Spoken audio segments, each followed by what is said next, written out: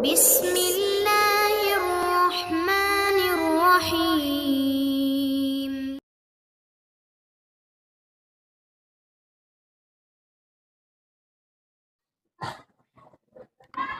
Bismillahirrahmanirrahim. Assalamualaikum warahmatullahi wabarakatuh.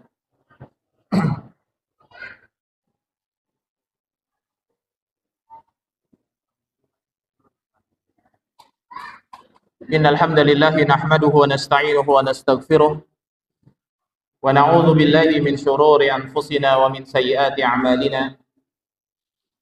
Man yahdihillahu fala mudilla lahu wa man yudlil fala hadiya lahu. Ashhadu an la ilaha illallah wahdahu la syarika lahu wa ashhadu anna Muhammadan 'abduhu wa rasuluh. Ya ayyuhalladzina amanu taqullaha haqqa tuqatih wa la tamutunna illa wa antum muslimun. Ya ayyuhan nasu taqu rabbakumul ladzi khalaqakum min nafsin wahidah wa khalaqa minha zawjaha wa batha minhuma rijalan katsiran wa nisaa'a wattaqullaha alladzi tasaaluna bihi wal arham innallaha kana 'alaikum raqiba. Ya ayyuhalladzina amanu taqullaha wa qulu qawlan sadida yuslih lakum a'malakum wa yaghfir lakum dhunubakum wa may yuti'illaha wa rasulahu faqad faza fawzan 'azima. Amma ba'd, fa inna asdaqal hadisi kitabullah wa khairal hadi hadi Muhammadin sallallahu alaihi wa ala alihi wa sallam wa syarrul umuri muhdatsatuha fa inna kulla muhdatsatin bid'ah wa kulla bid'atin dhalalah wa kulla dhalalatin finnar. Hadirin ma'asyiral muslimin, ma'asyiral muslimat, ikhwani wa akhwati fillah rahimani Allah wa iyyakum. Kembali Allah Subhanahu wa taala memberikan hidayah dan taufik kepada kita semua, kita bisa hadir ke tempat ini untuk menuntut ilmu yang insyaallah dengan hadirnya kita ke majlis ilmu, Allah Subhanahu wa taala akan kuatkan keimanan kita dan Allah akan teguhkan hati kita untuk senantiasa berada di atas agama Islam ini dan di atas sunnah Nabi sallallahu alaihi wasallam.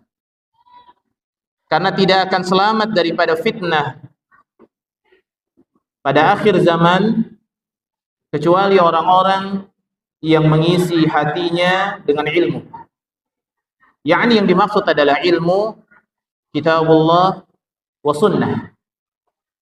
Dan tidak akan pernah tersesat dari jalan yang lurus orang-orang yang senantiasa berpegang kepada Al-Quran dan as-sunnah Nabi sallallahu alaihi wasallam dan juga mengikuti sunnahnya para sahabat Nabi radhiyallahu taala an. Pada hari ini kita akan membahas tentang perihal yang sangat penting, yaitu dalam masalah kehidupan keluarga, rumah tangga orang-orang yang beriman kepada Allah Subhanahu wa taala. Judul tema kita pada hari ini adalah rumah tangga Islami tanpa masalah. Kalau kita melihat dari judul, tentunya sesuatu yang sangat mustahil kalau ada rumah tangga yang tidak ada masalah. Karena rumah tangga itu dibangun, itu sudah ada perbedaan antara laki-laki dengan wanita.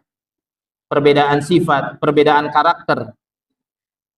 Yang mana laki-laki lebih kuat kepada menggunakan akalnya dan juga sebagai sifat qawwamnya. Sebagaimana Allah Subhanahu wa taala jadikan laki-laki itu adalah sebagai pemimpin para wanita. Allah berfirman dalam surah An-Nisa, "Ar-rijalu qawwamuna 'alan nisa." Sesungguhnya laki-laki ini adalah merupakan pemimpin bagi para wanita. Memiliki sifat qawwam yang kuat, yang tegas, yang bisa membimbing dan mendidik istrinya dan anak-anaknya kepada jalan yang diinginkannya. Lalu bagaimana dengan sifat wanita yang penuh dengan kelembutan, perasaan, mudah dengan rasa sakit hati, yang disebutkan sebagai gelas-gelas yang mudah pecah. Dan disebutkan oleh Nabi SAW bahwa wanita diciptakan dari tulang rusuk yang bengkok. Apabila seorang laki-laki ingin meluruskannya, maka dia akan mematahkannya. Yakni berarti dia menceraikannya. Tapi apabila dibiarkan, dia akan tetap bengkok. Dan kata para ulama, yang paling bengkok dari para wanita itu adalah lisannya. Maka kata Nabi SAW, karena wanita diciptakan dengan kebengkokannya, mudah untuk mengucapkan kata-kata yang begitu berat bagi seorang laki-laki. Bahkan diriwayatkan, kalau seandainya perceraian tersebut itu sah yang diucapkan oleh seorang wanita, dalam satu hari para wanita bisa meminta cerai dari suaminya sebanyak 5 kali. Karena wanita ini sangat mudah sekali hatinya itu hancur, kecewa, dan lain sebagainya dengan sikap-sikap suaminya. Maka bagaimana pesan Nabi SAW kepada para suami yang beriman? Kata Nabi SAW, khairukum li ahli wa ana khairukum li ahli. Sebaik-baik laki-laki di antara kalian adalah laki-laki yang paling baik kepada keluarganya.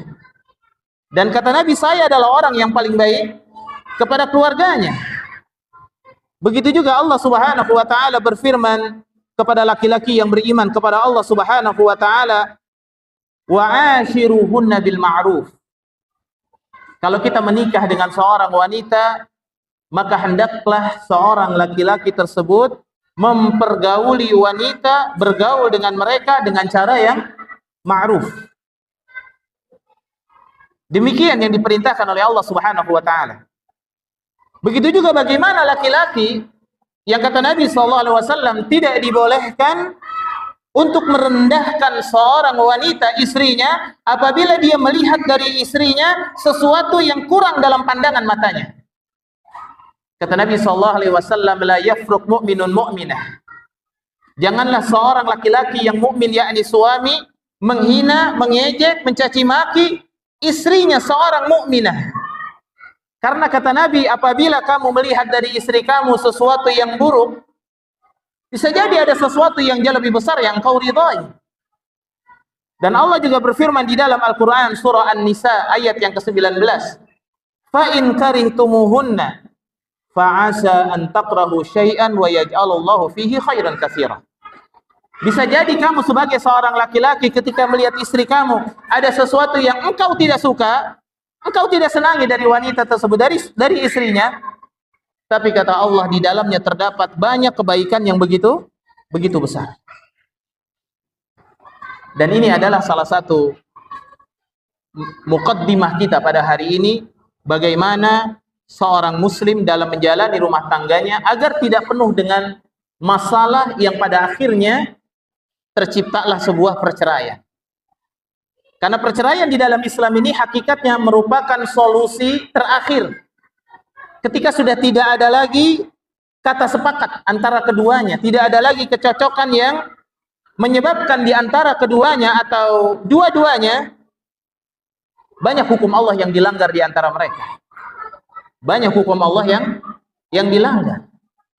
Maka perceraian itu menjadi solusi dari Allah Subhanahu wa taala dan Rasulnya. Dan tentunya rumah tangga tanpa masalah ini adalah sesuatu yang mustahil. Tetapi meminimalisir masalah adalah sifat orang-orang yang beriman. Karena orang-orang yang beriman kepada Allah Subhanahu wa taala, mereka akan berusaha untuk menghindari sesuatu yang bisa menyebabkan rusaknya agamanya dan agama orang lain. Di dalam terkumpul dalam sebuah kaidah besar di dalam hadis. Kata Nabi sallallahu alaihi wasallam, la darara wala dirar. Tidak boleh kita memudaratkan diri kita dan memudaratkan orang lain. Yani tidak boleh ada sesuatu yang mendatangkan mudarat untuk diri kita dan mudarat untuk orang lain. Dengan dasar kaidah tersebut, Maka seorang mukmin dalam rumah tangganya mereka berhati-hati dari sesuatu yang memudaratkan dalam rumah tangganya. Membiarkan wanita dengan kekeliruannya dan membiarkan mereka tidak beribadah kepada Allah, hidup dengan semaunya sebagaimana wanita-wanita dan keluarga orang-orang kafir, orang-orang fasik, orang-orang yang rusak dalam agamanya. Maka suami terancam menjadi seorang laki-laki yang akan diharamkan oleh Allah Subhanahu wa taala surga. Tidak akan diajak oleh Allah berbicara di yaumil qiyamah. Di antaranya apa? Ad-dayus. Yang pertama orang yang melawan orang tuanya. Ya. Dan kemudian seorang wanita yang durhaka dia kepada suaminya dan ad-dayus. Ya, orang-orang yang dia tersebut tidak mendidik istrinya dan anaknya menjadi anak-anak yang baik. Baik.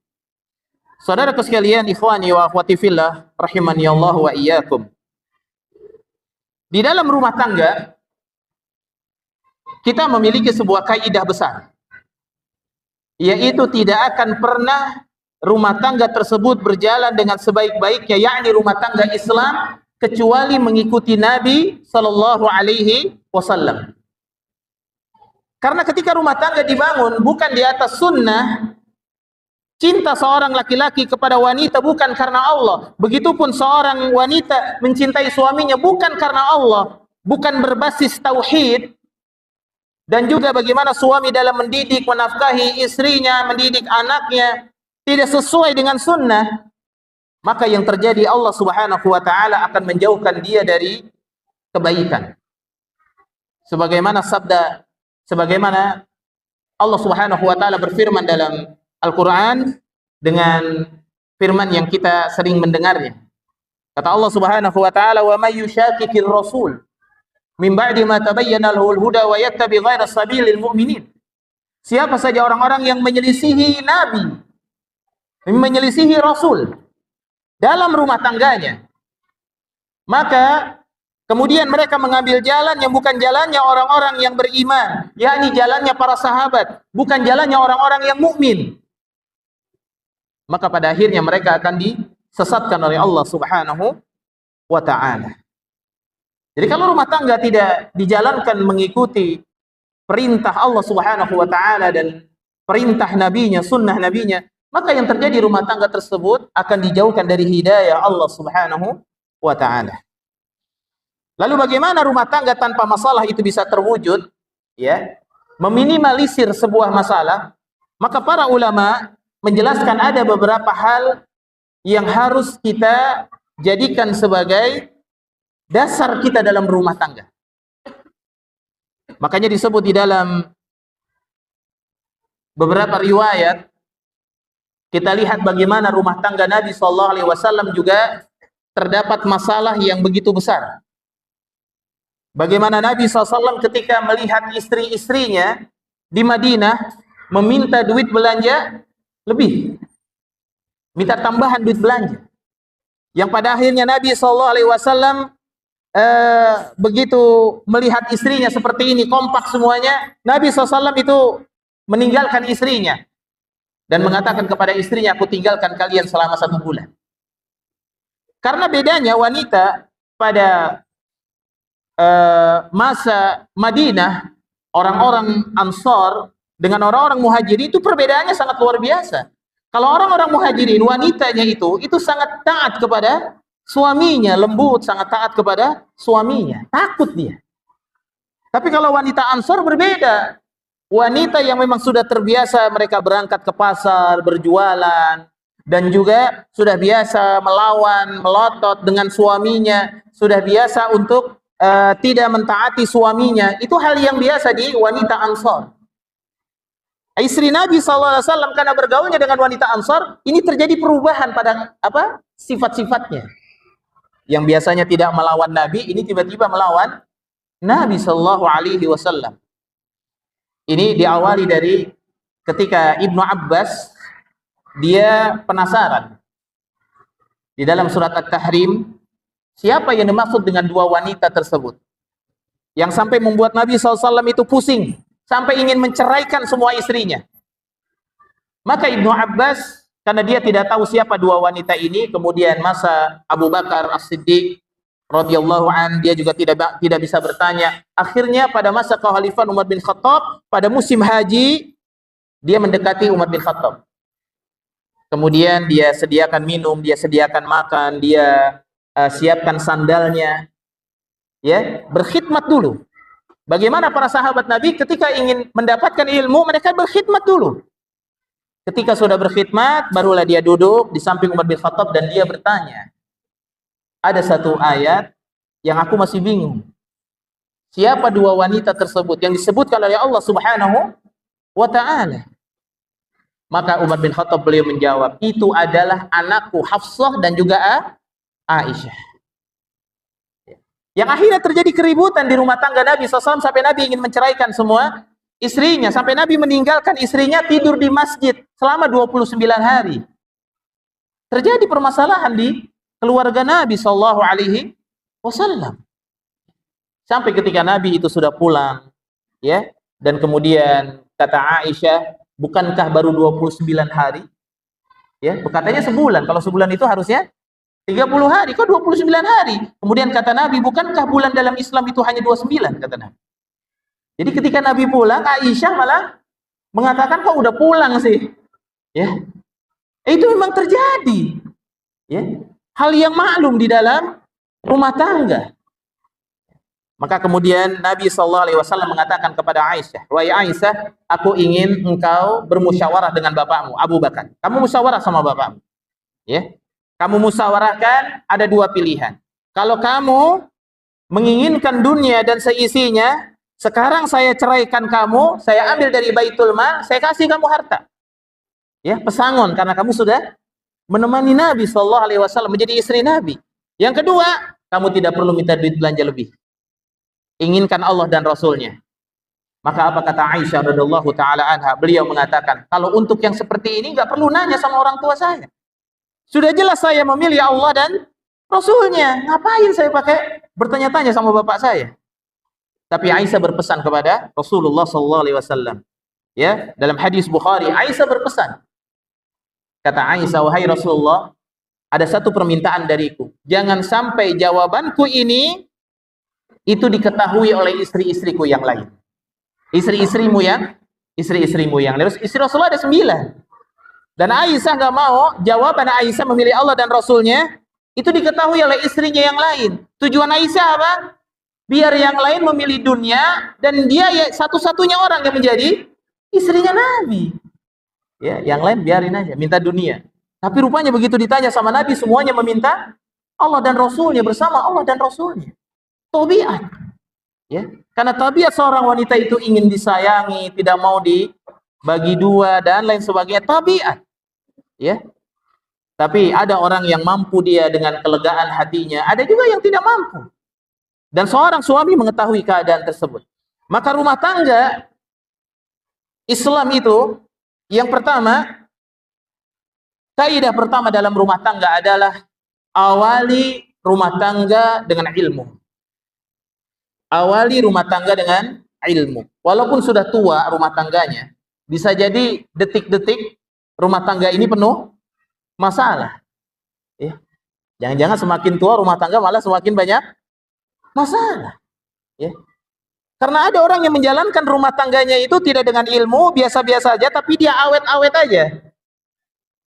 Karena kenapa? Suaminya membiarkan istrinya berbuat semaunya, istrinya membiarkan suaminya berbuat semaunya. Yang penting jangan di depan saya kamu melakukan apa yang saya nggak suka. Saya bertemu dengan salah satu rekan bisnis, tapi orang Muslim, tapi dia tidak pernah sholat dan lain sebagainya. Kata dia, prinsip bagi saya nggak pernah tuh 35 tahun saya ribut sama istri saya. Pokoknya kita sepakat kalau mau zina, mau melakukan apapun jangan di depan masing-masing. Kalau di belakang mah silakan aja. Itu mah dosa masing-masing kata dia. Ya, selama bukan di depan suaminya atau di depan istrinya. Dia mau melakukan apa saja silakan di belakang, jangan di depan. Ini rumah tangga berantakan yang seperti ini. Seorang suami yang tidak cemburu terhadap perbuatan jahat yang dilakukan oleh istrinya. Dulu para a'immatul muslimin, ya, seperti Al-Imam Ahmad rahimahullahu taala, beliau itu sangat pencemburu dengan istrinya. Sangat cemburu sekali. Sampai satu ketika istrinya bertanya kepada Al-Imam Ahmad, "Wahai Imam, aku sudah menikah dengan engkau sekian puluh tahun." Dalam riwayat 30 tahun dia menikah. Ya. Kemudian kata istrinya, "Apakah ada dariku sesuatu yang engkau tidak ridhoi?" Ini ciri wanita yang baik. Wanita yang mementingkan perkara akhiratnya. Dia takut kepada Allah Subhanahu wa taala, dia kehilangan kesempatan surganya karena suaminya tidak meridhoinya. Walaupun ada hadis yang dhaifun jiddan, sangat lemah sekali. Ya, yang dikatakan ayyuma imra'atin matat wa jawduhu wa zawjuhu radin anha dakhala jannah. Tidaklah wanita yang mati suaminya ridha kecuali wanita itu masuk surga, walaupun dhaifun jiddan. Ini tidak boleh dimasyhurkan. Ya. Ada ulama sedikit yang menghasankan tetapi tidak. Tapi hadis ini ada hadis yang dhaif, ya. Dan kemudian kata Imam Ahmad, semuanya aku ridhoi. Aku suka dengan semua perbuatan kamu kecuali satu, kata Imam Ahmad. Apa? Suara sandalmu yang terdengar oleh tamuku, kata Imam Ahmad. Bayangkan. Suara sandal istrinya yang terdengar oleh tamunya. Imam Ahmad itu cemburu. Lalu bagaimana dengan kaum muslimin yang istrinya dia berinteraksi dengan laki-laki yang lain? Makanya di dalam Islam, ketika bertemu seorang laki-laki dengan wanita, dia bersendirian di jalanan, tidak boleh mengucapkan salam. Untuk menjaga. Wah, bukankah kita harus menyebarkan salam? Naam, harus menyebarkan salam. Tetapi ada kaidahnya. Ya. Ini jangan semua orang disalamin, ketemu ibu-ibu lagi sendirian, Assalamualaikum, Assalamualaikum. Wah, akhirnya, dia baik ya. Suami saya aja nggak pernah senyum sama saya. Wah, dia baik. Akhirnya jatuh hati. Ya. Rupanya tukang dimsum itu baik banget orang. Nah ini kan, jatuh hati. Ada yang tukang dimsum di sini. Oh, ya, Masya Allah. Kirain ketawa semuanya tukang dimsum ya. Ini luar biasa, ya. Sangat cemburu dengan istrinya. Makanya laki-laki dan wanita yang mengawali rumah tangganya dengan ilmu, dan ilmu yang penting dalam rumah tangga adalah apa yang diajarkan oleh Nabi sallallahu alaihi wasallam. Allah berfirman, "Laqad kana lakum fi Rasulillahi uswatun hasanah." Sungguh telah ada dalam diri Nabi SAW contoh yang baik buat kita. Contoh dalam rumah tangga yang baik adalah Nabi SAW. Kapan Rasulullah harus bersikap tegas? Kapan Rasulullah bermain dengan istrinya? Rasulullah bermain dengan istrinya. Satu ketika Rasulullah balap lari dengan Aisyah. Kemudian Aisyah menang. Karena Rasulullah badannya sudah mulai besar dikit. Ya. Kemudian begitu di Madinah balap lari lagi, Aisyah kalah karena Aisyah badannya sudah mulai gemuk. Ya. Nah, sekarang kamu kalah sama saya. Jadi bermain. Bagaimana juga Nabi sallallahu alaihi wasallam, karena Aisyah ini adalah seorang wanita yang masih muda, dia suka dengan mainan. Sampai ketika di Masjid Madinah itu sedang ada orang yang bermain panah, ya, sedang bermain macam-macam, ya, sedang bermain buat latihan peperangan. Kemudian dari jendelanya itu Aisyah itu senderan di samping Nabi sallallahu alaihi wasallam melihat. Ini sangat luar biasa ketika bermain. Ya. Bagaimana juga Nabi sallallahu alaihi wasallam di dalam rumah tangganya dengan istri-istrinya yang lain, itu sangat luar biasa. Ya, ini kalau diceritakan tidak ada habis-habisnya laki-laki yang mulia ini. Karena ada orang yang datang kepada Nabi, kemudian tidak bertemu Nabi, dia bertemunya dengan istrinya, bertanya tentang kehidupan Nabi, sampai dia mengatakan, kalau begitu saya mau berpuasa, nggak buka-buka. Saya mau beribadah, terus membujang, tidak mau menikah. Kata Nabi, nggak benar yang begitu. Saya Nabi, saya juga menikah, saya juga berbuka puasa. Ya, jangan berlebih-lebihan, tidak boleh seperti rahib. Ya, dalam Islam tidak boleh seperti rahib, tidak menikah, tapi zina. Ya, menikah enggak tapi zina. Ya. Liyadzubillah. Maka pernikahan tersebut harus diawali dengan ilmu. Yang pertama adalah ilmu sebelum menikah. Ini yang belum menikah. Ya, ilmu ya. Pertama adalah ilmu pranikah sebelum menikah. Bagaimana biar rumah tangga tidak banyak masalah? Jangan mengikuti rumah tangga kebanyakan orang-orang manusia yang ada di muka bumi ini. Allah berfirman, kalau kalian mengikuti kebanyakan manusia di muka bumi, mereka akan menyesatkan kalian. Ini bagi orang-orang yang belum menikah, maka hendaklah dia mengetahui tentang ilmu sebelum pernikahan. Di antaranya adalah jangan mendekati zina sebelum pernikahan. Apa itu mendekati zina? Pacaran, ya, berdua-duaan, berkholwat, ya, tukar, ya, rayu-rayuan. Ini tidak boleh dalam Islam, ya. Dan dalam Islam itu mencari istri atau wanita mencari suami itu diajarkan dalam Islam dengan nazar, dengan melihat, dengan datang kepada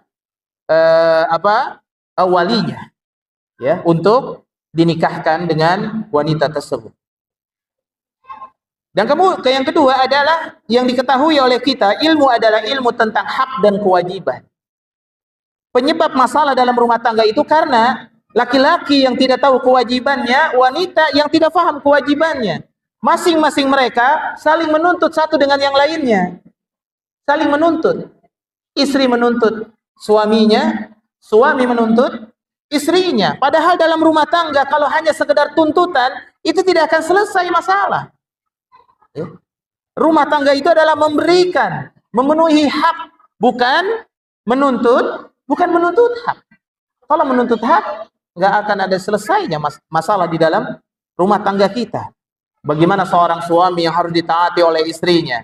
Dijelaskan oleh Nabi SAW ciri-ciri wanita yang baik. Yang kata Nabi SAW, ciri wanita yang baik dilihat menyenangkan mata. Ya. Kemudian menjaga kehormatan suaminya. Man idza nazarta ilaiha sarratka. Ya. Wa idza amartaha ata'atka. Diperintahkan dia senang, dia mentaati suaminya. Kemudian ketika suaminya tidak ada, dia menjaga kehormatan suaminya, tidak bercerita tentang suaminya. Nah, sekarang ada grup-grup para ummahat itu menceritakan tentang, oh kalau abinya mau begini, kalau suami saya begini, suami saya mah malas, habis subuh langsung tidur, nggak mungkin bisa jalan-jalan. Saya mah kalau nggak diantar sama suami nggak bakal boleh, suami saya mah begitu memang. Itu begitu, ya. Tidak dibolehkan, harus menjaga. Begitu juga seorang suami harus memenuhi hak istrinya, memberikan nafkah, berbuat baik, tidak berkata kasar, tidak berkata kotor, ya, tidak menyakiti hati istri dengan sesuatu yang berlebih-lebihan. Ya. Tidak juga mendustai istrinya. Mendustai di sini dalam makna yang besar. Ya, banyak kedustaan kepada istrinya. Janji sama istrinya tidak dipenuhi, tapi kalau janji sama kliennya dipenuhi. Memberikan nafkah kepada keluarga, dan ini wajib. Ya, bagi seorang mukmin wajib untuk memberikan nafkah kepada anak dan istrinya. Nabi SAW, Allah Subhanahu wa taala berfirman dalam surat At-Talaq ayat yang ke-7.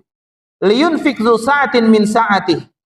Hendaklah orang-orang yang mampu memberikan nafkah sesuai dengan kemampuannya. Dan kemudian kata Nabi SAW dalam hadis riwayat Imam Muslim dari jalan Abu Hurairah, dinaron anfaqtuhu fi sabilillah, ya Rasulullah, 1 dinar yang saya infakkan di jalan Allah. Wa dinaron anfaqtuhu fi raqabah, dan 1 dinar yang saya infakkan untuk membebaskan budak, kata sahabat. 1 dinar yang saya sedekahkan untuk orang miskin, dan 1 dinar yang saya infakkan untuk keluarga saya. Apa kata Nabi SAW? Yang paling besar pahalanya, kata Nabi, adalah apa yang engkau infakkan untuk keluarga. Ya. Artinya memang istri memiliki hak yang besar. Ketika istri kelaparan, ibu, orang tua kelaparan, lalu kita punya uang yang cukup untuk salah satu di antara mereka, mana yang kita dahulukan sebagai seorang suami? Istrinya. Ya, istrinya yang harus dipenuhi. Seorang suami memberikan kepada orang tuanya boleh, dan ini merupakan sedekah terbaik. Tetapi setelah dia memenuhi semua kebutuhan apa? Rumah tangganya. Dan itu dijelaskan oleh para ulama. Ya. Ada kaidahnya. Jadi tidak boleh suami istri punya kebutuhan 2 juta, dia punya penghasilan 5 juta, 3 juta dikasih ibunya, 2 juta dikasih istrinya. Padahal istrinya punya kebutuhan yang jauh lebih besar. Ya.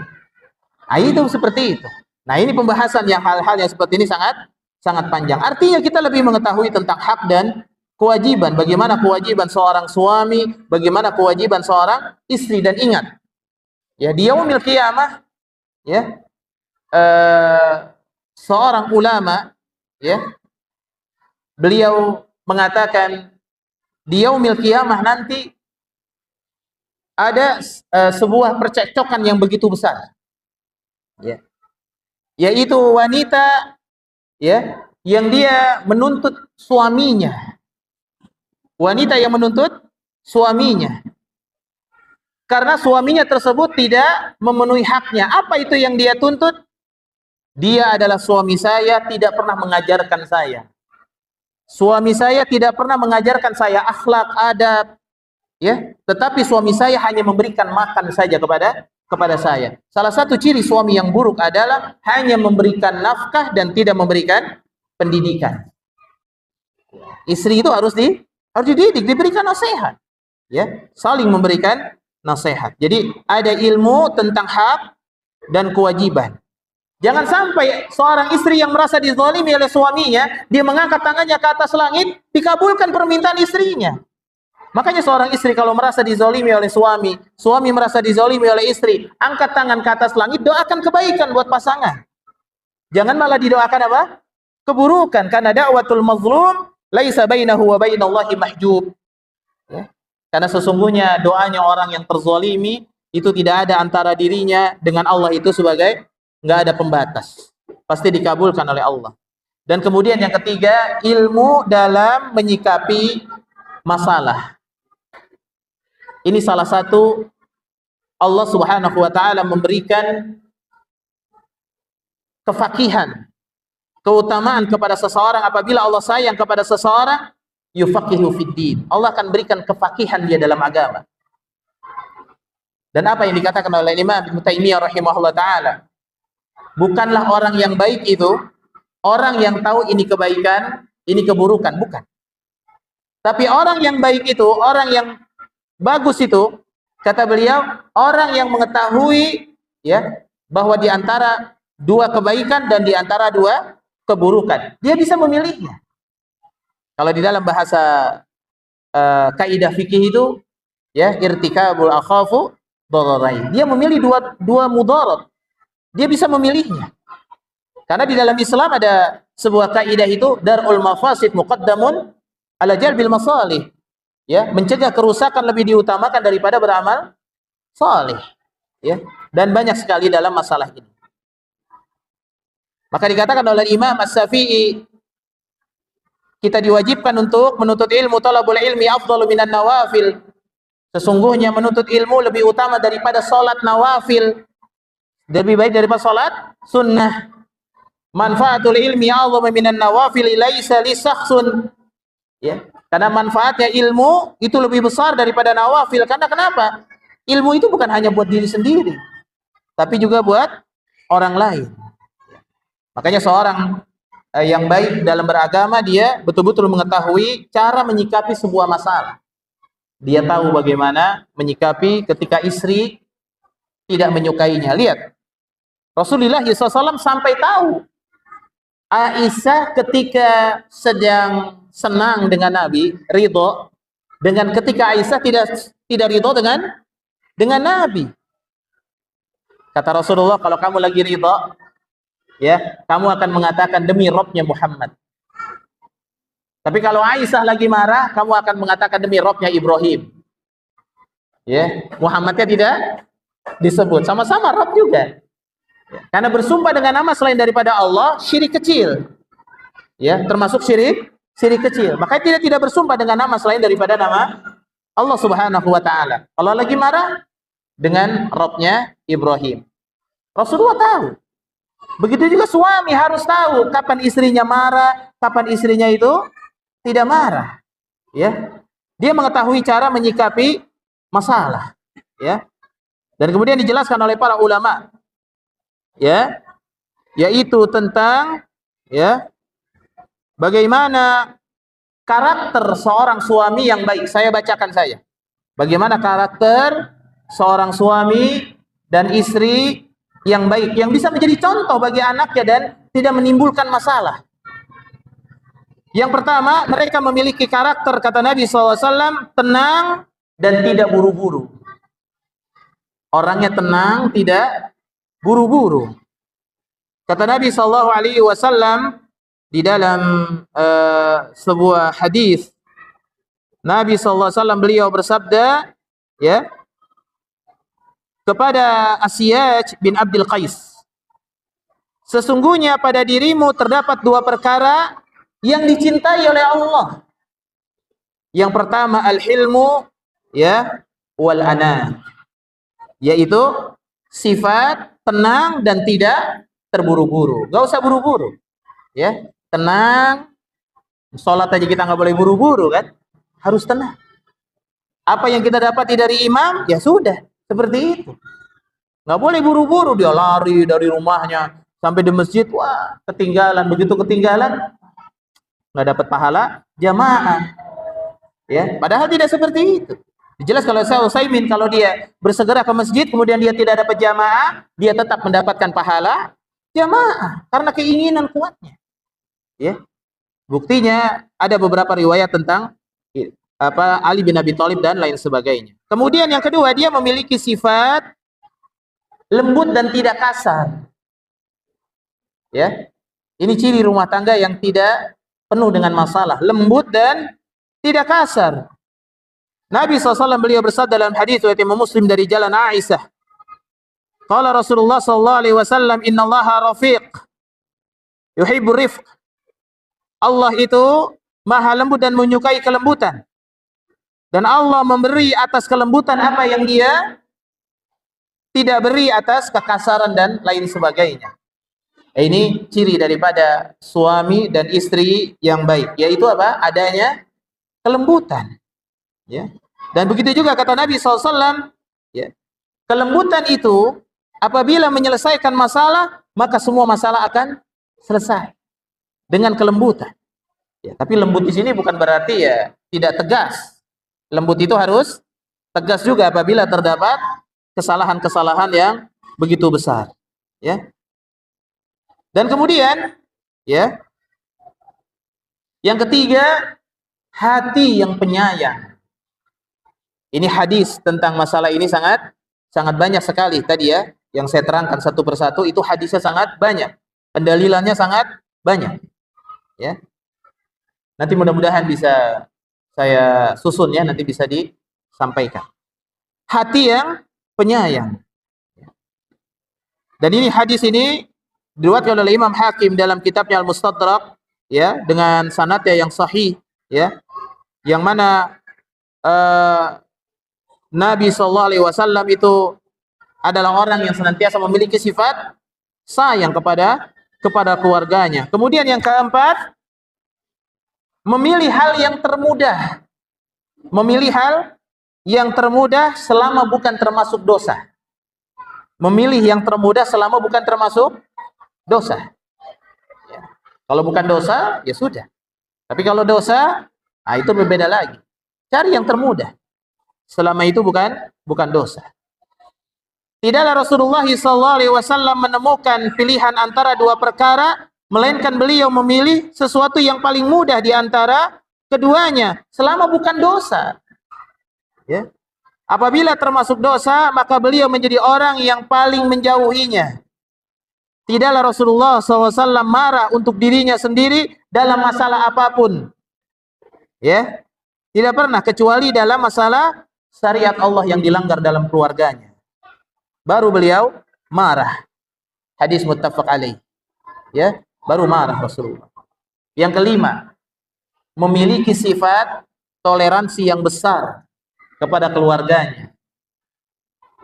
Kalau kita mendengar dari istri kita atau istri mendengar dari suami sesuatu yang tidak dia suka, sesuatu yang kabar-kabarnya, ada kabar keburukan suaminya, keburukan istrinya. Yang pertama faliyati lahu uzra. Datangkan dulu uzurnya. Oh, mungkin dia ada uzur. Dilaporin sama anaknya, "Bi, tadi Umi masa nggak sholat asar?" Suami begitu mendengar istrinya tidak sholat asar, ya. Yang pertama apa? Berikan uzur dulu. Ini kenapa? Ditanya sama istrinya, kenapa kamu tidak? Tadi kamu asar kemana? Apa? Dan lain sebagainya. Siapa tahu dia ada uzur. Ya, seperti itu. Maka bisa nanti dia mungkin ketiduran, kecapean, kemudian terlewat waktu asarnya. Bangun-bangun sudah isya. Nah, bisa diqadha. Bisa diqadha. Jadi toleransi, memiliki toleransi yang besar.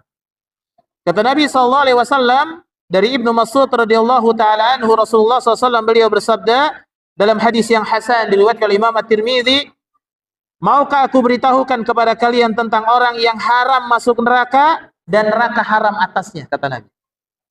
Mau tahu nggak nih? Apa kata Nabi SAW? Setiap orang yang muda, dekat, dan toleransi.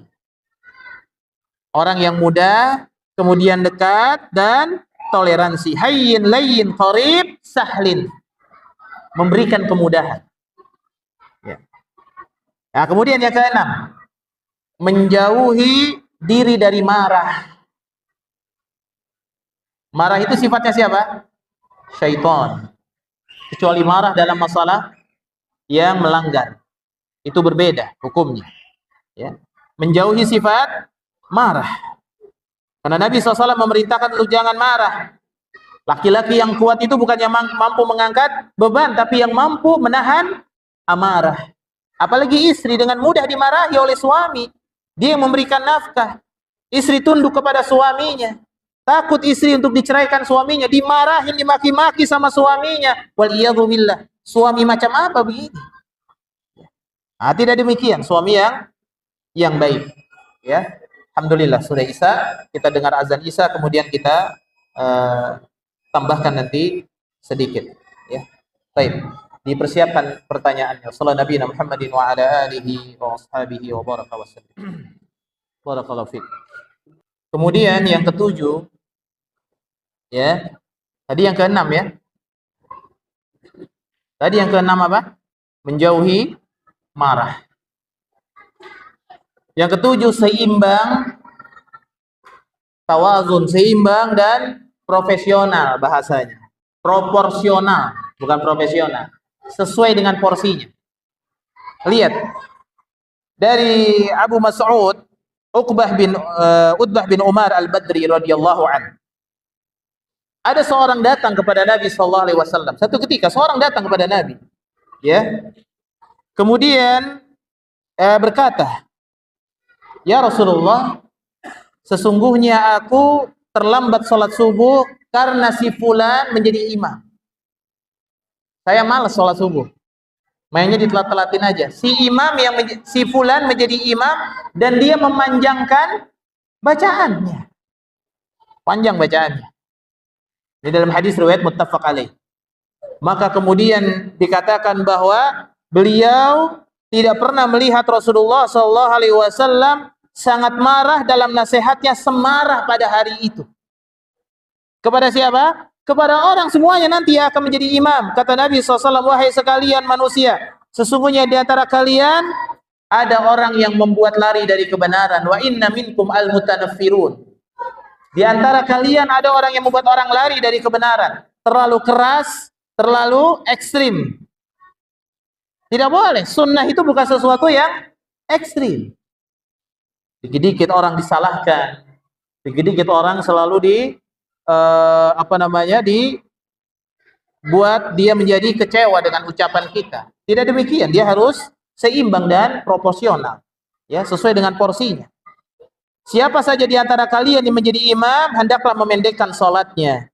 Karena sesungguhnya yang berdiri di belakang kalian ada orang tua, ya, ada anak kecil, dan juga ada orang yang memiliki keperluan. Nah, disinilah bagaimana 7, ya, yaitu sifat yang harus dimiliki oleh orang-orang yang rumah tangganya tidak menginginkan ada masalah yang begitu besar. Ya. Kemudian tadi ketiga, ilmu dalam menyikapi masalah. Ya. Karena dalam rumah tangga itu masalahnya beda-beda. Ada seseorang yang dalam rumah tangganya dia nggak punya anak. Ya. Pernah datang diriwayatkan. Ya, pernah diriwayatkan ada seseorang yang dia tidak memiliki anak. Kemudian disampaikan oleh sahabat, bagaimana dengan istighfar kamu? Dia sudah lama dia tidak memiliki anak. Kata dia, bagaimana dengan istighfar kamu? Apa yang kamu lakukan dengan istighfar? Apa yang kamu lakukan dengan zikir? Kalau masih jumlahnya sedikit, nah itu yang menjadi penyebab. Lalu kata beliau, hendaklah kalian itu memperbanyak istighfar, karena ada seseorang yang datang kepada Nabi SAW dan kemudian dia tidak memiliki anak dan kemudian dia beristighfar, akhirnya diberikan 10 anak kepada dia. Ya. Istighfar, banyak minta ampun. Ini sesuai dengan ayat Allah Subhanahu wa taala, ketika dalam rumah tangga kita ekonomi semakin sulit, hutang di mana-mana, belum memiliki anak, ya, maka banyak istighfar. Sebagaimana datang kepada Imam Hasan Al-Basri, ada orang yang dia belum punya anak, kata Hasan Al-Basri, istighfar. Ada datang lagi, di kampung saya kekeringan, belum turun hujan, kata Hasan Al-Basri, istighfar. Ya. Bukan berarti orang yang anaknya banyak istighfarnya sudah banyak, bukan. Ini solusi maksudnya dari para sahabat Nabi, karena dia melihat Nabi SAW melakukan kepada sahabatnya sampai pada akhirnya dia memiliki anak yang banyak. Dan dengan kita mengucapkan istighfar, ya, di dalam surat Nuh, wa anistaghfiru rabbakum, beristighfar, minta ampun kepada Allah, Allah turunkan hujan dari langit, Allah berikan rizki, Allah berikan anak, semuanya, ya, dengan kita banyak istighfar. Ya. Dan kemudian yang keempat adalah ilmu pasca pernikahan, harus tahu tentang masalah cerai. Ya. Sekarang banyak dalam masalah cerai, baru ditalak 1, istri sudah pergi dari rumah. Syariat siapa ini? Istri kalau masih talak 1, kewajiban nafkah siapa? Suami. Ya, istri yang baru ditalak 1, yang berhak memberikan nafkah siapa? Suaminya. Dan tidak boleh dia keluar dari rumahnya. Dia harus tetap di dalam rumahnya. Mudah-mudahan dia apa? Kembali rujuk. Kalau baru talak 1. Ya. Dan kalaupun sudah terjadi talak 2, didiamkan selama masa iddah, selesai masa iddahnya 3 bulan 10 hari masih juga belum rujuk, ya, kemudian tiba-tiba datang ada laki-laki lain dan ada mantan suaminya datang, yang lebih berhak untuk dinikahi adalah mantan suaminya. Dan itu terjadi di zaman Nabi SAW. Ada seorang sahabat, dia punya saudara perempuan, diceraikan, disia-siakan, diceraikan.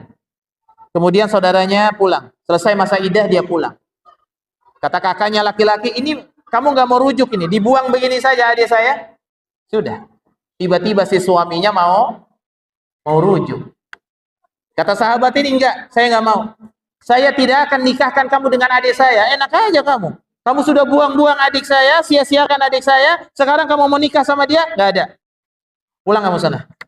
Ya, tapi suaminya mau balik lagi. Adiknya juga cinta sama mantan suaminya. Ya. Maka kemudian datang kepada Nabi SAW. Kemudian disampaikan oleh Nabi bahwa yang lebih berhak itu adalah mantan suaminya. Sami'na wa ata'na. Seperti itu walaupun dia berat, ya. Makanya berbuat baik kepada para wanita ketika dicerai, ya. Dan kemudian tadi yang pertama ilmu, dan yang kedua adalah niat dalam pernikahan harus karena Allah Subhanahu wa taala. Dan yang ketiga, agar rumah tangga tidak penuh dengan masalah, perbanyak doa. Perbanyak doa. Minta sama Allah, Rabbana hablana min azwajina wa dzurriyyatina qurrata a'yun waj'alna lil muttaqina imama. Salat malam, doa. Ya. Rumah tangga yang tidak ada masalah itu mengadunya sama Allah, bukan ngadunya sama medsos. Ya, ngadunya sama medsos. Bikin status dia, sedih. Ya. Seorang suami sedih ketika dilawan sama istrinya. Ya, oh saya punya istri begini sedih. Laki-laki itu nggak cengeng. Laki-laki itu nggak boleh cengeng, dia harus tegas. Ya, minta dia sama Allah, ya Allah berikan kepada saya istri saya yang menyejukkan pandangan mata, anak saya yang menyejukkan pandangan mata. Ya. Kemudian yang terakhir adalah observasi. Cari tahu tentang apa yang diingini oleh pasangan kita. Kita kan tahu istri kita sukanya makan lele nih. Lele goreng. Ah, berarti kalau malam-malam makannya lele goreng. Istri saya ini sukanya makan cilok ini. Ya, kasih hadiah istri. Begitu juga istri. Wah, suami saya sukanya sayur asam pakai ikan nila goreng. Ah, dimasakin. Begitu juga sifat-sifatnya. Ada sifat yang disukai istri, ada sifat yang disukai oleh suami, ada yang tidak disukai istri, ada yang tidak disukai oleh suami. Saling-saling menjaga, observasi. Jangan sampai kita memecahkan masalah itu dengan kepala yang berat. Selesaikan semuanya dengan masalah yang baik, ya. Ah, seperti itu. Barakallahu fiik. Dan kemudian ada beberapa pertanyaan. Assalamualaikum warahmatullahi wabarakatuh. Saya mau tanya,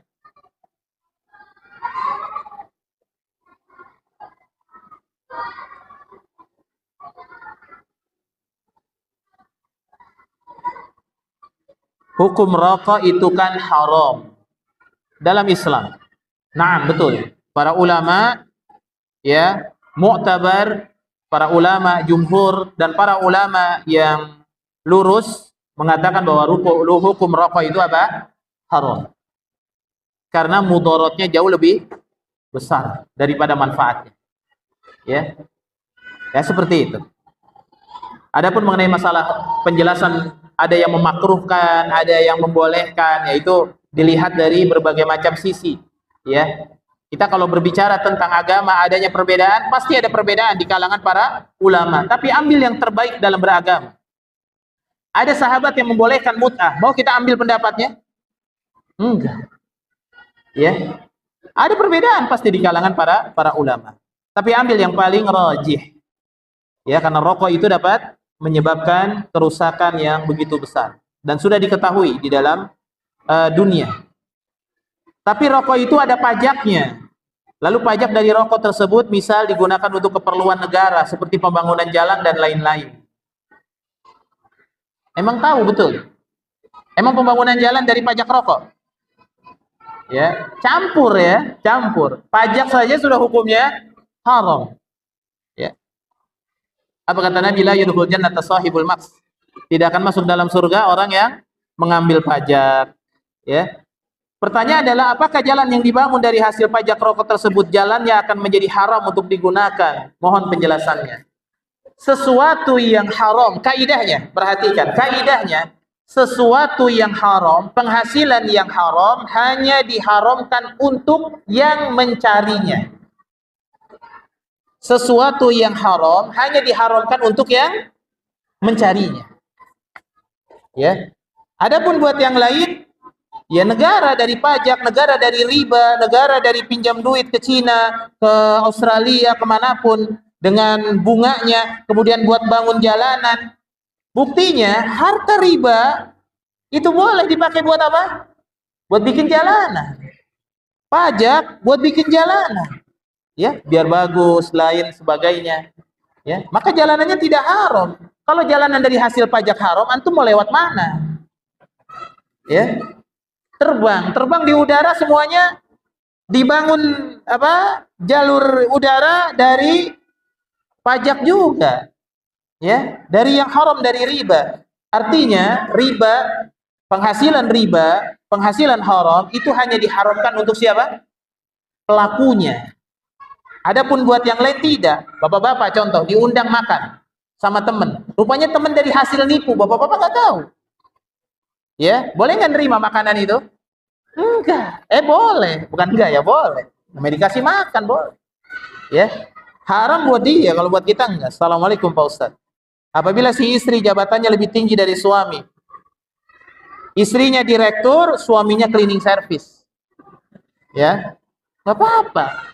Ya, ya cleaning service yang bagus dia dapat direktur. Ya, sampai keterusan dalam rumah tangga. Ya, sampai akhirnya dia berumah tangga.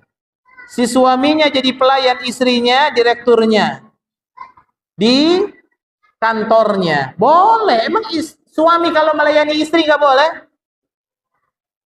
Apakah menyediakan minum, membuatin kopi, menyediakan makanan tugas istri?